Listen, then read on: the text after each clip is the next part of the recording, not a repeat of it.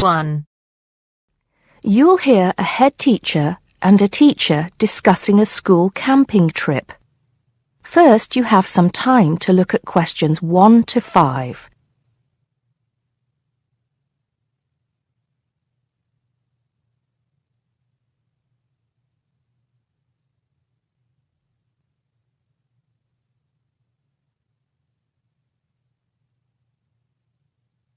Now we shall begin.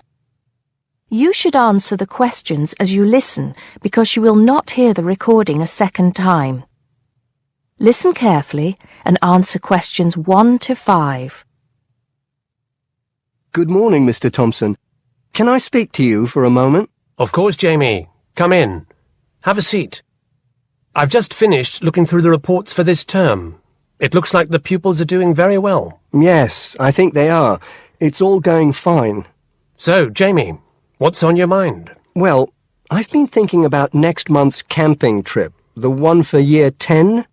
Yes, we've got it scheduled for the 23rd to the 26th, if I'm not mistaken. Actually, I think it's the 24th to the 27th.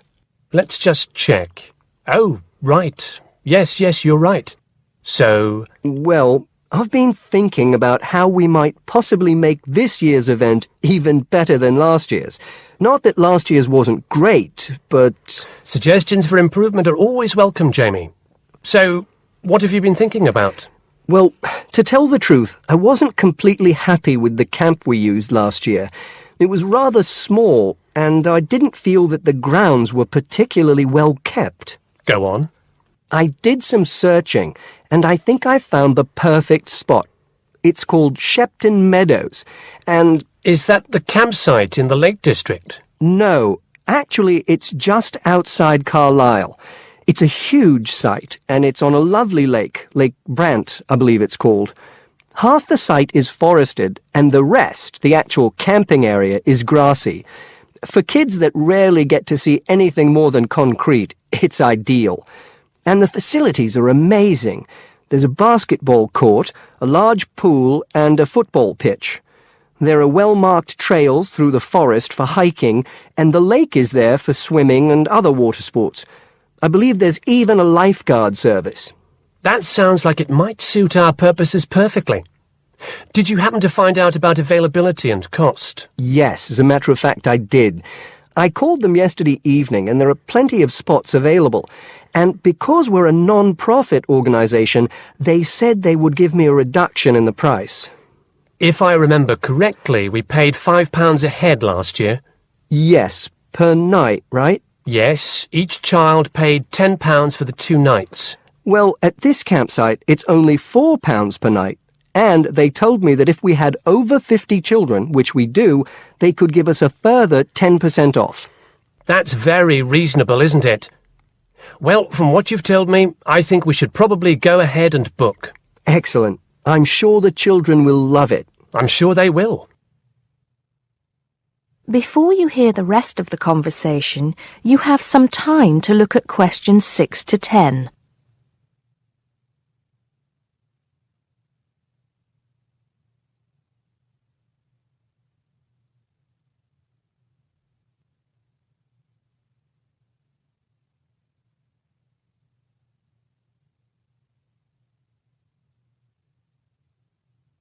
Now listen and answer questions 6 to 10.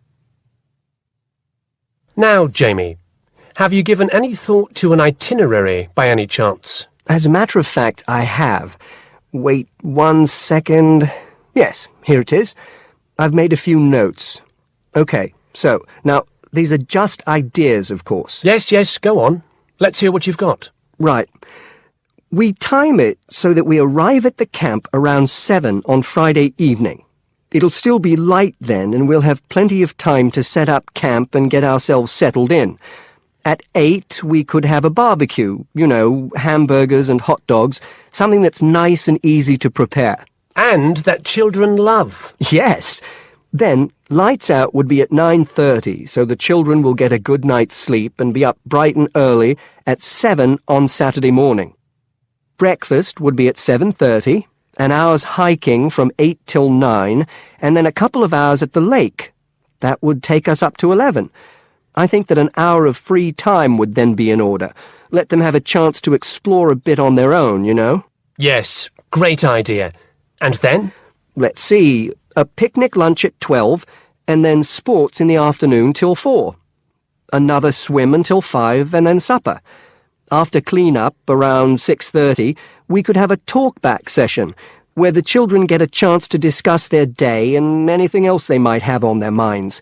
Then a campfire and sing-along at 8, back to the tents at 9:30, and, well, that takes care of Saturday. Excellent, excellent. That would certainly keep them busy. What about Sunday? Sunday, right. As on Saturday, same wake-up and breakfast times, and then I thought we could go on a bit of a day trip. There are some caves about an hour's walk from the camp, which I thought the children might find interesting. We could leave at 8, which would mean we'd get to the caves at 9. They could explore for a couple of hours, and we'd head back at 11. 12 o'clock would see us back at the meadows. An hour's swim, and then lunch at 1. Then we could have organised games in the afternoon until supper at 5. It would take us an hour to clean up our sights and pack up. We'd be on the buses at 6 and all set to head back into the city. Well now, you've certainly put a lot of thought into this, Jamie, and it's paid off. I think it sounds wonderful. I can't think of a thing that needs to be changed. Let's go for it. Brilliant. I'll get the itinerary printed up and put it up on the notice board this afternoon.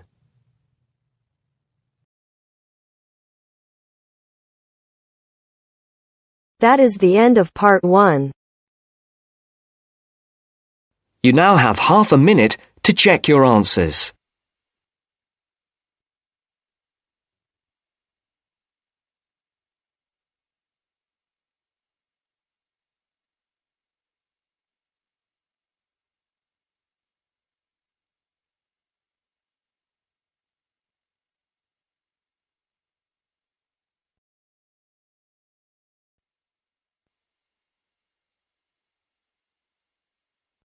Now turns to part 2. Part 2. You will hear an introductory speech to students at a summer school. You have 30 seconds to look at questions 11 to 14.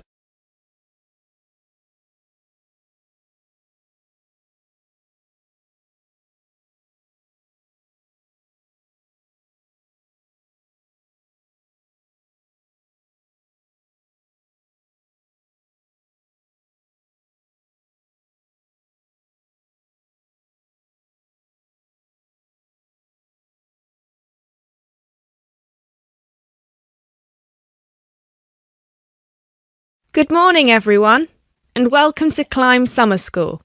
Now, I know most of you have travelled a long way to get here, and you're probably looking forward to settling into your rooms. So I promise I won't keep you long, but we've got to get through this very brief induction just to make your stay here as pleasurable as possible. Now, as you can see, while we're located very close to the centre of London, we're actually quite cut off from the main road. And we've got plenty of space for our facilities and students. This was part of our founder's vision, Jasmine Climb, who thought that the best environment for teenage students would be a place that combines the comforts of a big cosmopolitan city with the beauty and serenity of a quiet, remote site. Now, back in 1983, when our school was founded, this all here was an abandoned warehouse, and the classes were held in the main building that you can see over there. There were no trees, no conifers surrounding the property. There wasn't even a main gate. It took years and a great deal of effort to get our school to where it is today. And I'm sure that if you take a look at page 34 in your brochures, where you can find a picture of what the school used to look like back then, you'll agree that the changes we've made are more than impressive. But it's not just the facilities that make Climb Summer School special, obviously, and I'm certain you already know this. Over the following 10 weeks, you'll receive an assortment of classes on a variety of topics, ranging from language, literature and poetry to creative writing, communication and project management. All of these modules have been designed to improve your chances of getting a place in the universities of your choice, while also giving you the opportunity to learn, excel, and of course, also socialise with people from all over the world. I can tell you, just among the 30 of you, we've got about 21 different nationalities. So what happens now? First of all, I'll be handing out a map of the premises for you to have a look at, and explaining where everything is. Once we're done here, you'll all be taken to your rooms where you can unpack and relax for a couple of hours. And later on, we'll be having our first activity of the day, a mix and match lunch in the main hall, where you'll have the chance to meet your new classmates. Later on in the afternoon, we'll be handing out your first project assignments and splitting you into teams.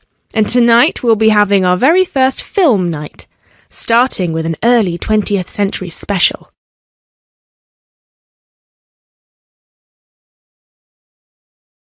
You now have 30 seconds to look at questions 15 to 20.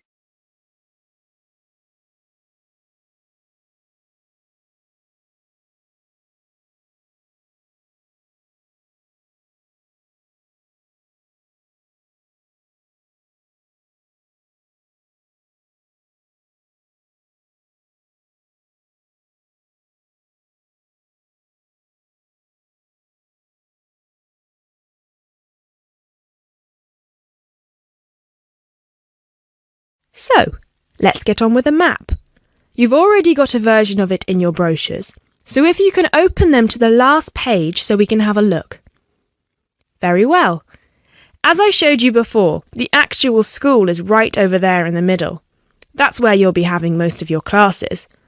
Adjacent to it, you'll find the main hall, which is where we'll be hosting most events, such as today's lunch.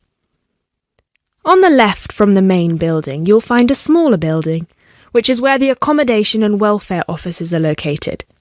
This is labelled as the garden office at the front, and it's easy to spot because it has a green door. Each of you is assigned to a different residence hall. We've got 3 residence halls in total, 1 on the left and 2 on the right. The one right next to the garden office is Ursula Hall, named after our founder's sister, while the other 2 are Peter Hall and William Hall. Now, as you can see, there are 3 more buildings to the left of the semicircle here, and 1 more building on the right-hand side, next to William Hall. So that one, which is shaped a bit like a dome, is the pavilion. This is where all your letters will be delivered, and in the basement floor you'll also find a laundrette. Please make sure you've got plenty of £1 coins, as you'll need one for the washing machine and another for the dryer. And that row of buildings on the left, the one closest to us here at the gate, is the canteen, where you'll be able to buy snacks as well as breakfast, lunch and dinner, on days when we don't have an event with food provided. The next one is the gym, which is open from 7 a.m. to 8 p.m. from Monday to Friday, and until 10 p.m. at the weekend. And the last building, right over there, is the study centre, where you'll find plenty of computers and books, as well as a great selection of DVDs and magazines that you can borrow with only a small refundable deposit of £5. Now, please remember to keep your student card with you at all times, as you'll need it to access most of these facilities. That is the end of part 2. You now have half a minute to check your answers.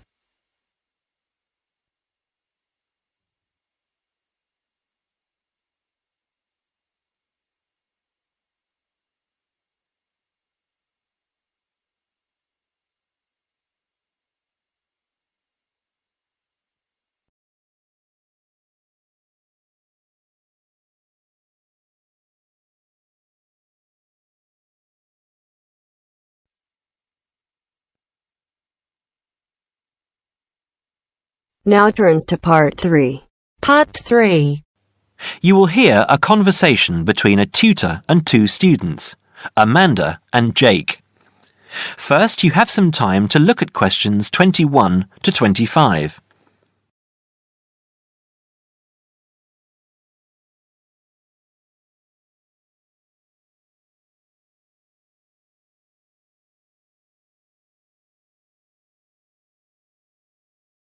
Now listen carefully and answer questions 21 to 25. So, Jake and Amanda, how did the project go? Very well, I think, Dr. Hinton. I certainly learned a lot and enjoyed myself at the same time. Me too. So, remind me, what was your project about? Basically, what makes successful people? Let's call them top achievers successful. Yes, how are they different from us? What do they do that other less successful people don't do? Interesting. And did you come to any conclusions? Quite a few, actually. Good. Share some with me then. Well, I'd always thought that a top achiever would be the sort of person who would bring work home every night and slave over it. But it appears not. Those types tend to peak early and then go into decline. They become addicted to work itself, with much less concern for results. We found that high achievers were certainly ready to work hard, but within strict limits. They knew how to relax, could leave their work at the office, prized close friends and family life, and spent a healthy amount of time with their children and friends. There's a lesson for us all there. Anyway, go on. It's also very important to choose a career which you enjoy, not just one that pays well or which assures you of a pension many years down the line. Surely that's important though, Amanda. Yes, I agree, but being happy in your work is far more important than anything else. Top achievers spend over 2/3 of their working hours on doing work they truly prefer and only 1/3 on disliked chores. They want internal satisfaction, not just external rewards such as pay rises and promotions. Before you hear the rest of the conversation, you have some time to look at questions 26 to 30.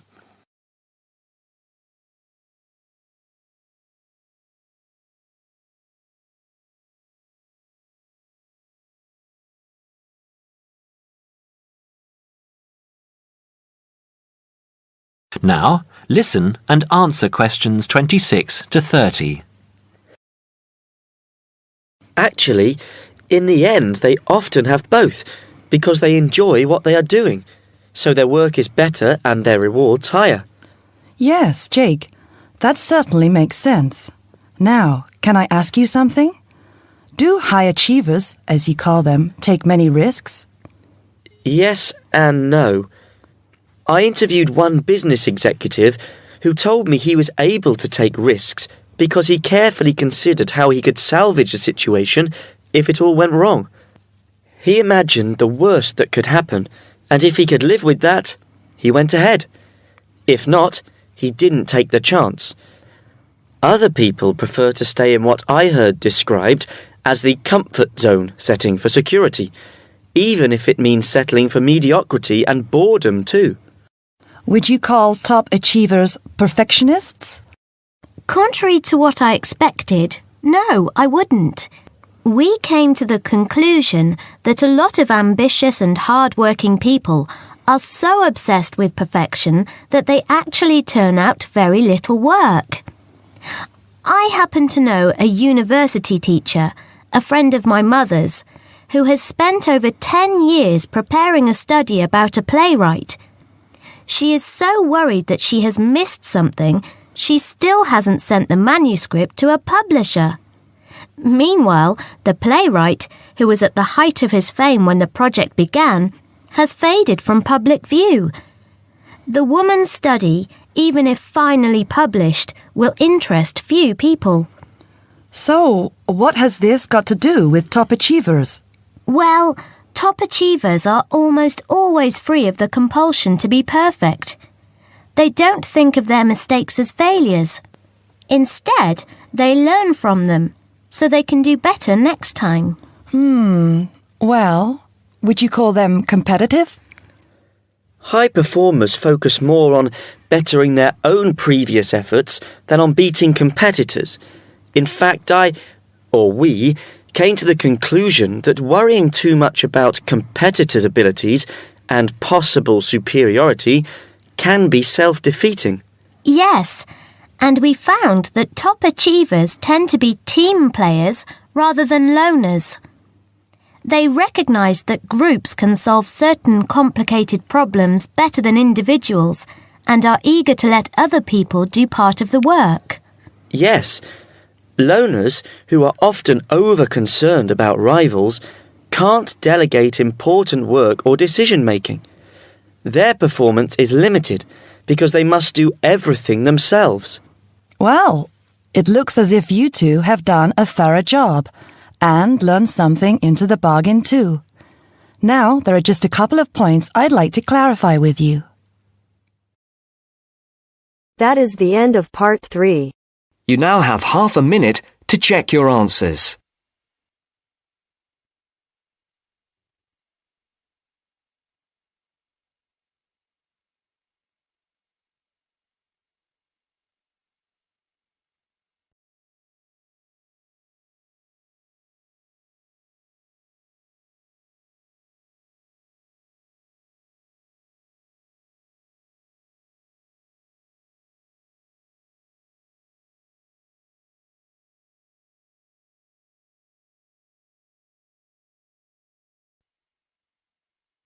Now turns to part 4. Part 4. You will hear a lecture about English language. You have 30 seconds to look at questions 31 to 37.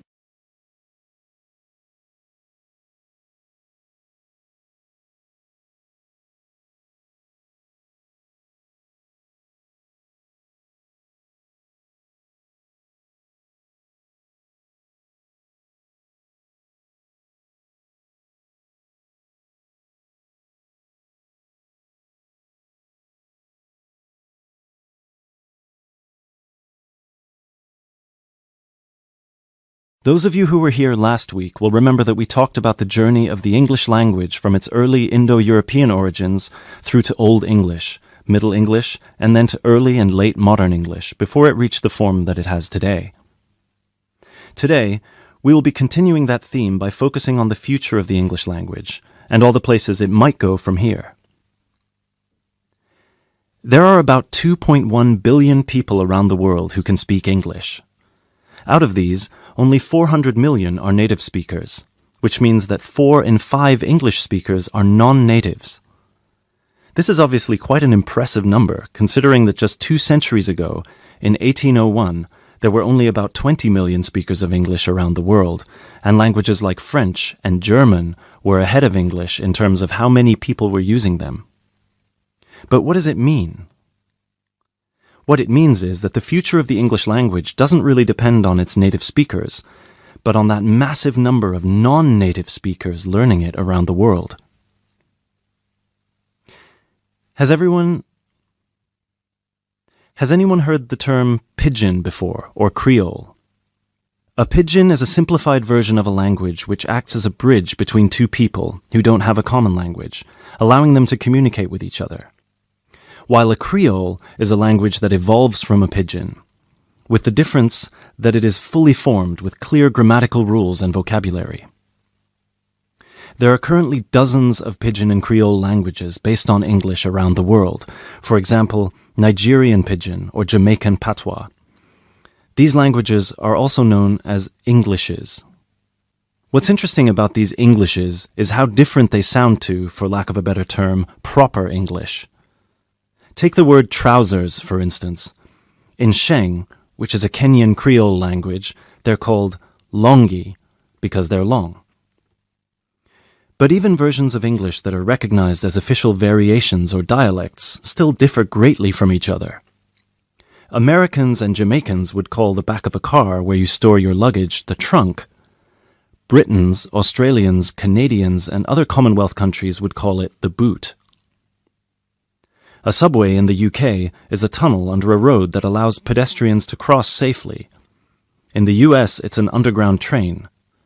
You might think of these differences as minute, but when you take into account the dozens of different versions of English out there, a very intriguing parallel arises with another language from the past, Latin. Latin, too, used to be a lingua franca. Nowadays it's all but dead, spoken only by a few clerics and scholars.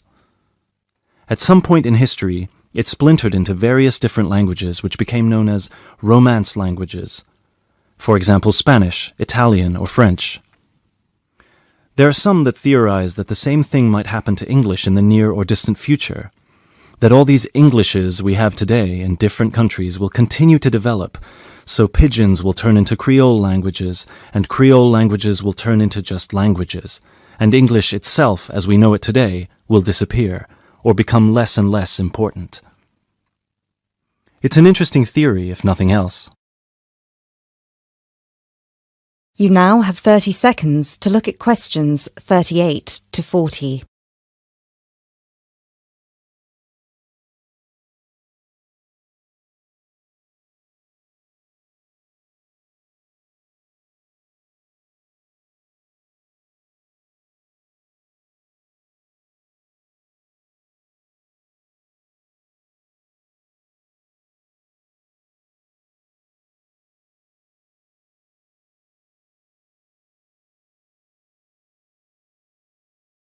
It makes sense that as English grows in popularity, countries, especially those with a strong sense of identity and tradition, will develop their own versions of the language, marked by the idiosyncrasies of their culture.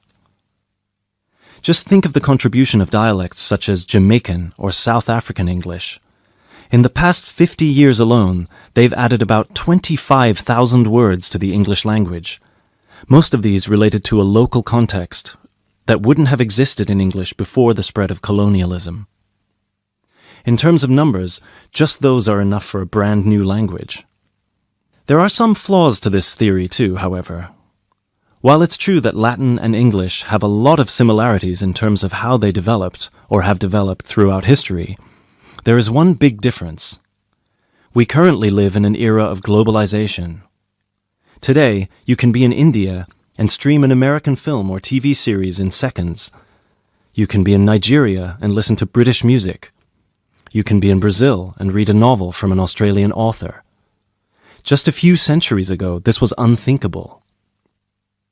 So what's the other way that English could go? According to some experts, there's the possibility that it could maintain its status as the world's global language, but with a few differences. Already today, most conversations in English occur between non-native speakers.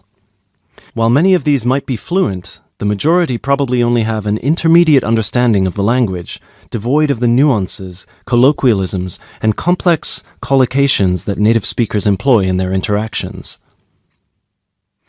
This means that over time, English could turn into some sort of world speak, the official lingua franca for the entire world, but in a simplified form. Some scholars have even started trying to develop that version of English by selecting the most useful words in the English vocabulary for non-native speakers to learn. Robert McCrum has compiled a comprehensive list of 1,500 words, for example, a version of English that he calls Globish. And what about traditional native speaker English? It might continue to exist, but lose its popularity, as the previous theory suggests. There are many more theories about the future of the English language, of course. I've only focused on the two main ones because they clearly demonstrate our uncertainty when it comes to how this beautiful language will develop. English is in a unique, unprecedented position. No other language has achieved the same levels of popularity in human history, especially in terms of non-native speakers. So, as this is clearly uncharted territory, only time will be able to tell us what will happen.